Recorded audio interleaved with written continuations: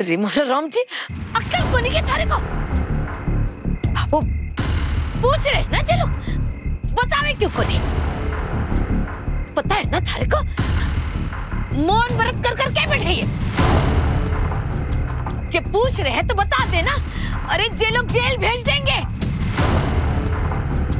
बाबू आराम से। थारे को भी और हम सबको भी। राम जी, जब से आई है ना, जब से जान खा रखी है हम सबकी, अब न जाने कौन सी मुसीबत में डालना चाहते हैं। हर्षु, बोलो ना। जब फौजी लोग जो पूछे है ना, बता दे क्या लेने आई थी तू? अठे बोलने। बाबू अब बोल। वो हम यहाँ गौ माता को लेने के लिए आए थे। गौ माता? रख दो।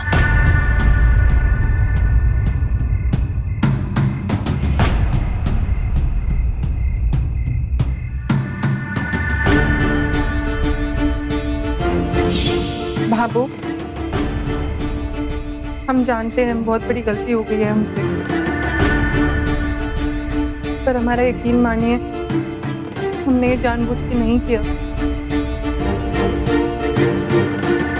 प्लीज माफ कर दीजिए हमें बाबू।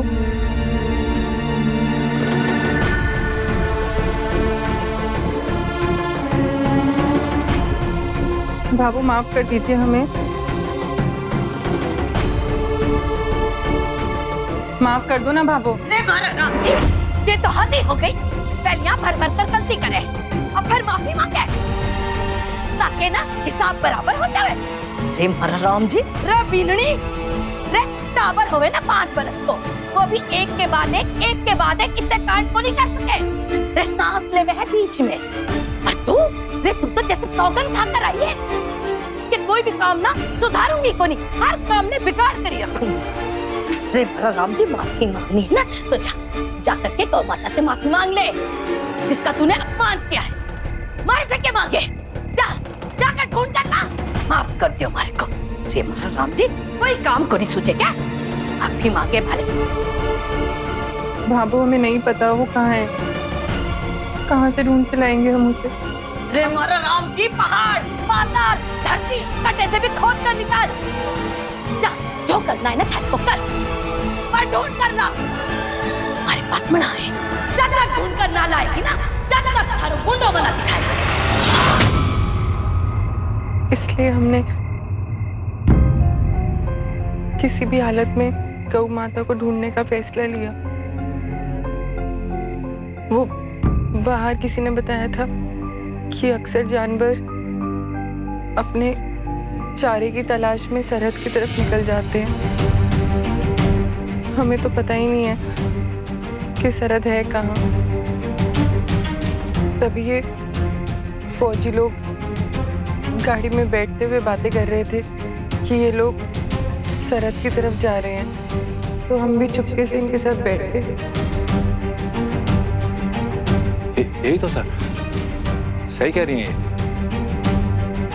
वो दरअसल आज हम सब परिवार वाले ना वो कुलदेवी की यात्रा के लिए दर्शन करने गए थे वहां पे, तो आरजू ने गलती से वहां पे गाय की रस्सी खोल दी और गाय वहां से भाग गई। इतने में पापा नाराज हो गए। पापा ने इसको डांटा तो ये गाय का पीछा करते करते पता नहीं यहाँ पे कैसे आ गई। और आप यकीन मानिए, इनको यहाँ के बारे में कुछ नहीं पता, इसलिए इनकी तरफ से मैं आपसे माफी मांगता हूँ। देखिए, हो सकता है कि आप लोग अपनी जगह सही हो, लेकिन हमें अभी इसी समय इनकी अच्छी तरह से तलाशी लेनी पड़ेगी।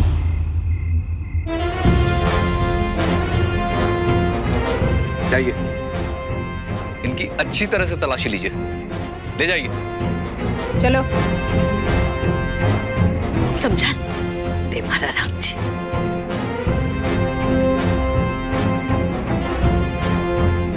हे राम।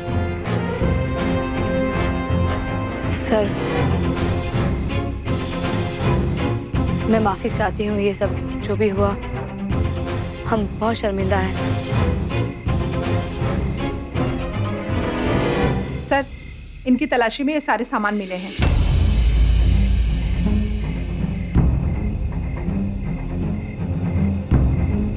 ये रस्सी, ये टॉर्च जिसमें बैटरी नहीं है। हाँ, हम ये सब गौ माता को पकड़ने के लिए लाए थे।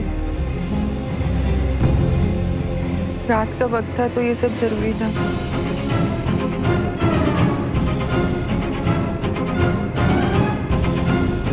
सर देखा आपने, ये टॉर्च, ये कंबल और ये रस्सी, आरजू के मन में तो सिर्फ गाय को पकड़ने की धुन सवार थी। देखिए, ऐसे सामान में भला कुछ दूसरा।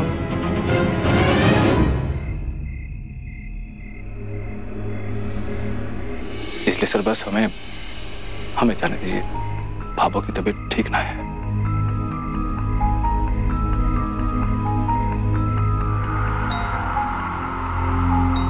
देखिए, मुझे भी ऐसा ही लगता है कि इनका कोई गलत इरादा नहीं था। इनसे अनजाने में ये गलती हो गई है। ये किसी को नुकसान नहीं पहुंचाना चाहती थी, इसलिए मैं इन्हें अभी छोड़ रहा हूं। लेकिन याद रहे कि आइंदा ऐसी कोई गलती ना होने पाए, वरना ये बहुत बड़ी मुसीबत में फंस सकती हैं। और इसके साथ आप सब भी। संध्या, जी sir. you need to sign some papers with me. Please come. Sure sir. I'm really sorry आरज़ू ने जो कुछ भी किया, we were unaware। सकती है वो। भाभो, सूरज जी, आप आरज़ू और भाभो को लेकर जाइए, गाड़ी में बिठाइए, मैं तब तक ये पेपर वाली फॉर्मेलिटीज पूरी करके आती हूँ। मीनू, जल्दी आ जाए। जी बाबू, जल्दी अड्डे से चला। बात नहीं है बाबू, मैं आती हूँ। चलिए।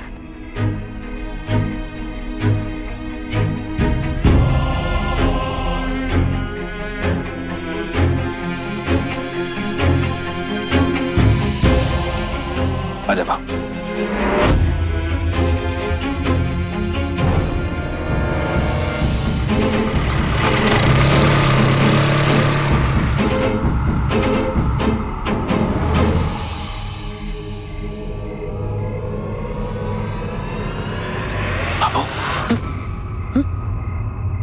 चलना।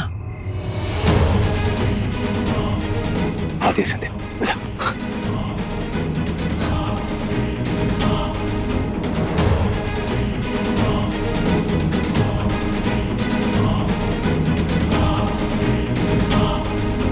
आ गया आरज़ू पापा।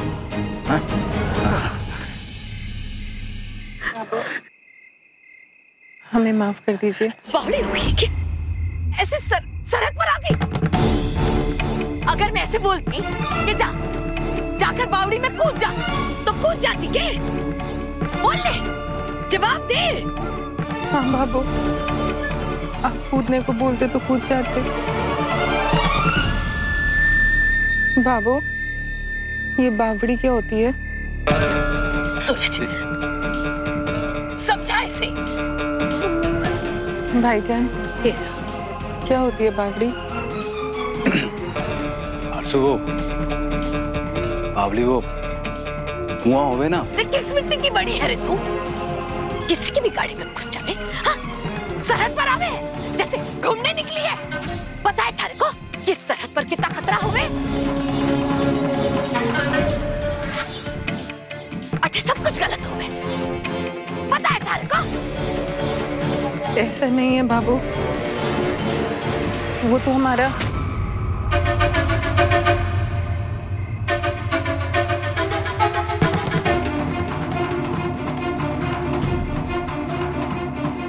चुप रहे। बटे ना, बटे देखने की जरूरत है। खबरदार जो बटे देखी तो। हे मारा राम जी, बटे देखो ना, तुम मारा काल चक्का जावे।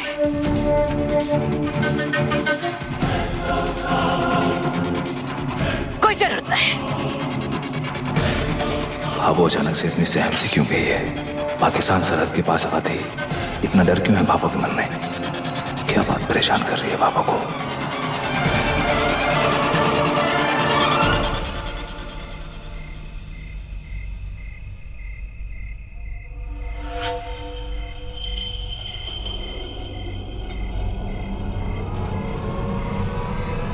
मोहतरमा, पहचाना हमें?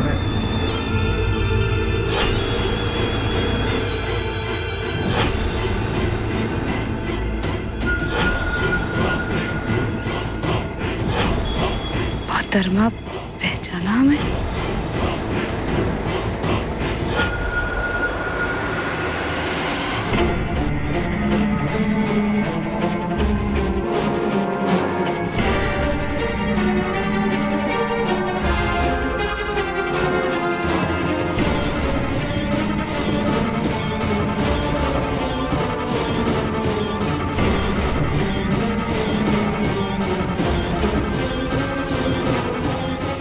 मोहब्बत।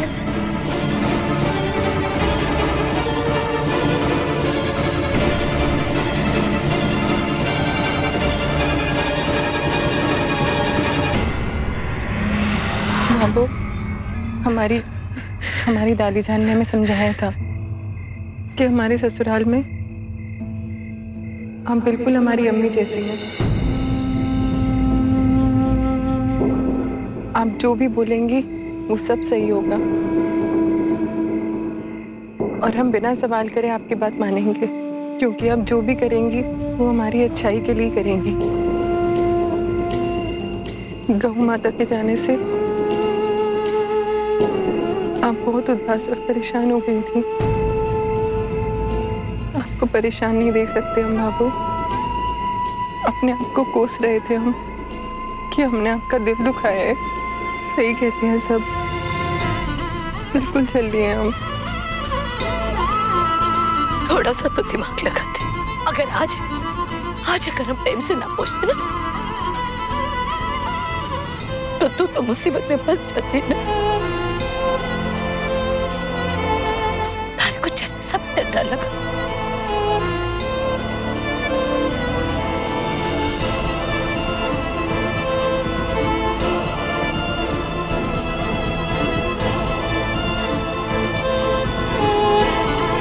बाबू,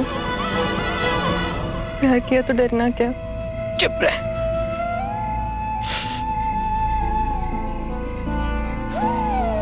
कितनी बावड़ी है तू। हमने बोला और तू अड्डे चली आई सरत पर। एकदम टाबर सी मासूम। और हम न जाने क्या सोच रहे थे। सही कहा थारी दादी ने। हम बिल्कुल थारी माँ समान।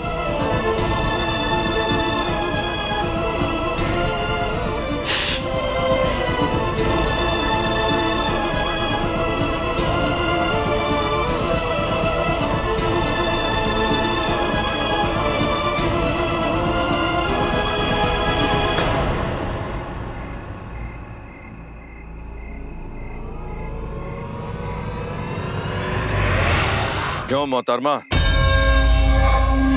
बहुत गुरूर है ना तुम्हें अपने वर्दी की ताकत पर, अपने वतन पर। आज तुम अपनी मिट्टी पर खड़ी हो और हम अपने वतन, अपने सरजमी पे, अपनी पाक मिट्टी की कसम खाकर कहता हूं, जो धमकी मैंने तुम्हें दी थी ना, वो पूरा करके दिखाऊंगा।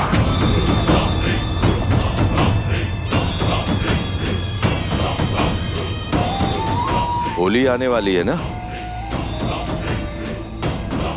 इस त्योहार को कितने प्यार से मनाते हैं ये हिंदुस्तानी। एक त्योहार तुमने हमारे मुल्क में मनाया, अब एक त्योहार हम तुम्हारे जमीन पे मनाएंगे।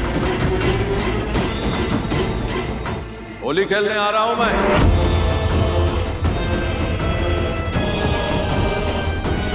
लेकिन खून,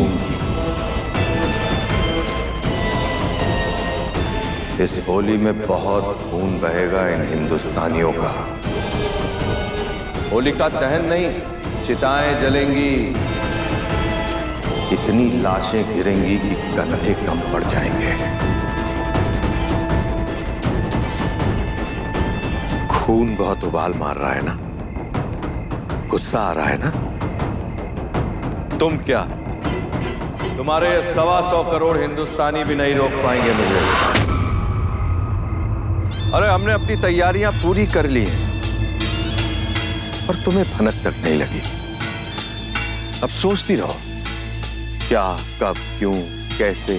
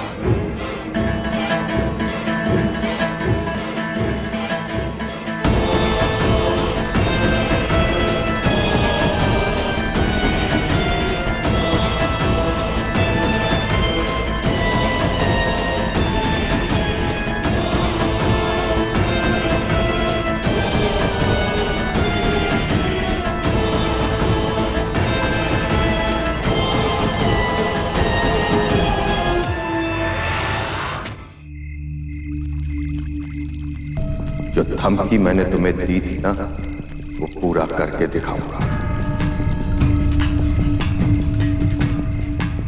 हमारे यहाँ दुश्मन और दुश्मनी दोनों भुलाने का रिवाज नहीं। अमन का पैगाम लेके आई हो ना, लौटोगी दुश्मनी लेके। एक त्योहार तुमने हमारे मुल्क में मनाया, अब एक त्योहार हम तुम्हारे जमीन पे मनाएंगे। होली खेलने आ रहा हूं मैं, लेकिन खून।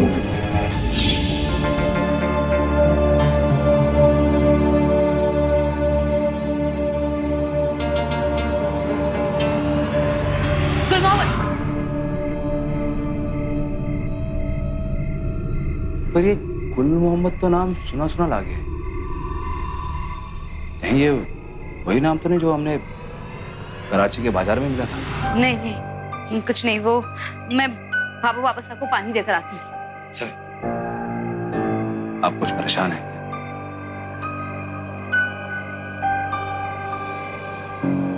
आइए आइए ना, आइए तो सही।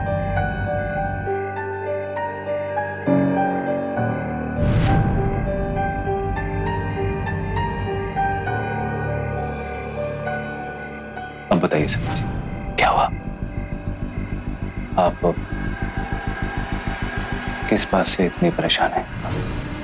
सूरज जी, आज बॉर्डर पर से जब मैं वापस लौट रही थी, वो बीएसएफ की कार्रवाई पूरी करके, हाँ, तब पाकिस्तान बॉर्डर के पास मुझे गुल मोहम्मद दिखाई दी।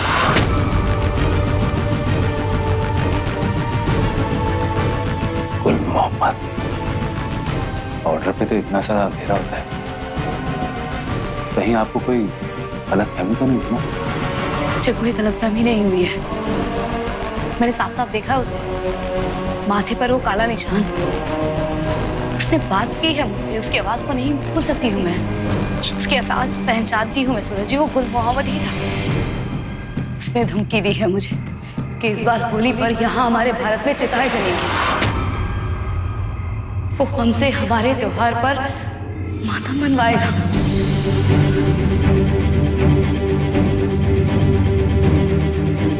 वो अचानक से मेरे सामने आया, उसने आवाज दी मुझे।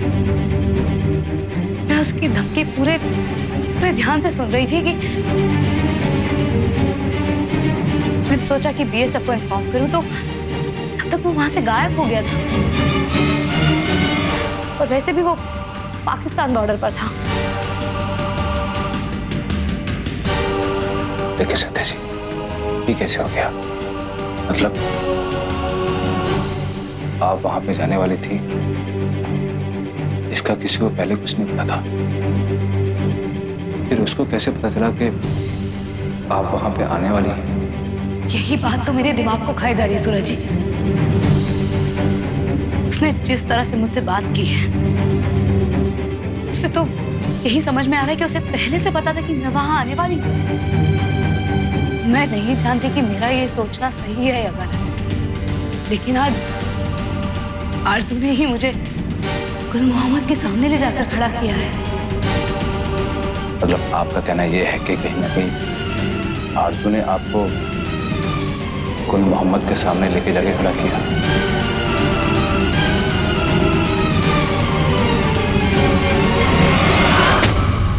हो दिया और बाती हम। आपके मनोरंजन पर अब नहीं लगेगा कोई ब्रेक। स्टार प्लस के बेहतरीन शोज देखने के लिए लाइक, शेयर और सब्सक्राइब करें स्टार प्लस यूट्यूब पेज को।